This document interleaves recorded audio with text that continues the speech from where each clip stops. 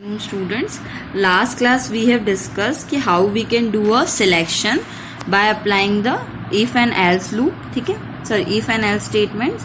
तो हम conditional statements use कर रहे थे सिलेक्शन प्रोसेस के लिए, बट हमें अभी इटरेशन करवाना है, दैट इज लूपिंग करवानी है. तो हम कौन सा स्टेटमेंट यूज़ करेंगे? सबसे पहले द इटरेशन स्टेटमेंट और the repetition statement allow a set of instruction to be performed repeatedly.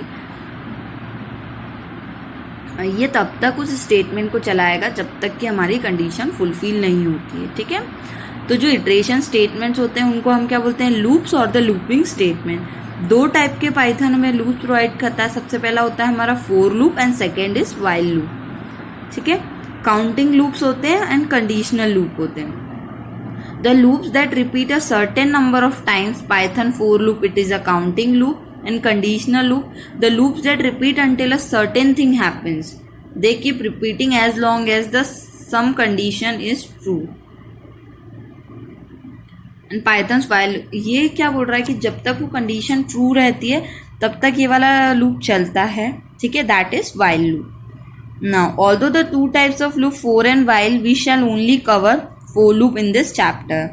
जो कि आपके सिलेबस में से फोर लूप ही है, बट आप लोग को पता होना चाहिए था कि काउंटिंग लूप कौन सा होता है, for loop, and conditional loop it is a while loop. ठीक है, हम लोग पढ़ते हैं what is for loop. The for loop in a Python is design to process the items of any sequence such as a list और a string one by one. For loop हम किसके साथ चला सकते हैं? किसी भी स्ट्रिंग के साथ या किसी भी लिस्ट के साथ. वो एक वन बाय वन करके उसको चलाएगा, मतलब प्रोग्राम को प्रोसेस करेगा एक एक आइटम को लेकर. सबसे पहले सिंटेक्स देख लेते हैं. फोर, ये ब्रैकेट में वेरिएबल लेते हैं. इन सीक्वेंस, ठीक है, सीक्वेंस कॉलन इज मस्ट, हमें कॉलन लगाना है, और स्टेटमेंट जो हमें रिपीट करवाने हैं. ठीक है, यहाँ पे देखो एक एग्जांपल दिया है. फोर ए इन, ए हमारा वेरिएबल है. इन ब्रैकेट के अंदर 147 print A, then print A into ए. ये क्या बोलना चाह रहा है?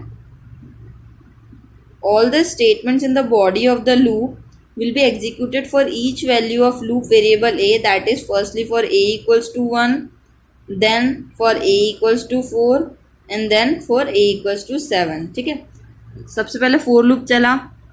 a की वैल्यू 1 है, उसने 1 को प्रिंट करा दिया. देन प्रिंट 2 हो गया. अब a की वैल्यू क्या हो गई? 2 हो गई, ऊपर गया. ठीक है, अब देन फिर से a की वैल्यू क्या सेट हो गई? 4,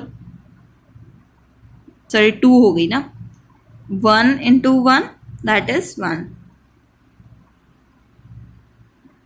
ठीक है स्टूडेंट्स, तो I hope you understood this कि पहले हम प्रोग्राम कैसे चला रहे हैं.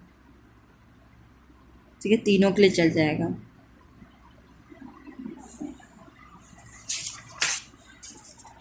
अब हम फोर लूप्स के कुछ कैरेक्टरिस्टिक्स पढ़ लेते हैं. ठीक है, सबसे पहले इन्होंने दिया है the loop variable it is assigned for the first value in the sequence. All the statement in the body are executed with assigned value.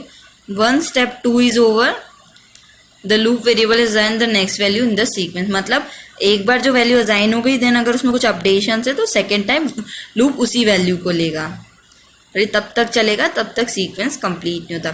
For example, ये लूप कैसे वर्क कर रहा है? For A in 147 print A into A. ठीक है, उसने क्या लिया? सबसे पहले a की वैल्यू क्या ली? उसने 1. a के अंदर फर्स्ट वैल्यू असाइन कर दी, that is 1, and with this we will execute the loop. Executed. ठीक है, उसने 1 प्रिंट करा दिया. 1 इंटू 1 आंसर 1. ठीक है, नाउ जब a की वैल्यू 4 हुई, ठीक है, देन वो गया a is assigned the next value and loop body executed with a equals to, तो 4 इंटू 4 हो गया, दैट इज 16 और इज 7. ठीक है, तो ये क्या हो रहा है? बार बार उसी स्टेटमेंट को चला रहा है, बट नई नई वैल्यू ए को असाइन हो रही है. ठीक है, तो ये तरीका है हमारा लूप चलाने का. आई होप आप लोग को ये एग्जाम्पल समझ में आया होगा. ठीक है, तो इस तरीके से हम फोर लूप का यूज़ करते हैं. सो स्टूडेंट्स, यहाँ पे हम हमारे स्टेटमेंट्स कंप्लीट करते हैं. अब कल मैं आप लोग को पढ़ाऊँगी लिस्ट, देन उसके बाद हमारा बचता है टॉपिक डिक्शनरी. इस यूनिट के हमारे 2 टॉपिक्स ही बचे हैं अब, लिस्ट एंड डिक्शनरी, जो मैं within this week complete कर दूंगी. नेक्स्ट वीक से हम हमारा नेक्स्ट यूनिट चालू करेंगे. तो इस वीक हमारी 2 यूनिट्स कंप्लीट हो जाएंगी. ठीक है स्टूडेंट्स, तो जो भी स्टूडेंट्स अभी वीडियोस नहीं देख रहे हैं वो प्लीज़ इस यूनिट के वीडियोस देख लें। ठीक है स्टूडेंट, थैंक यू।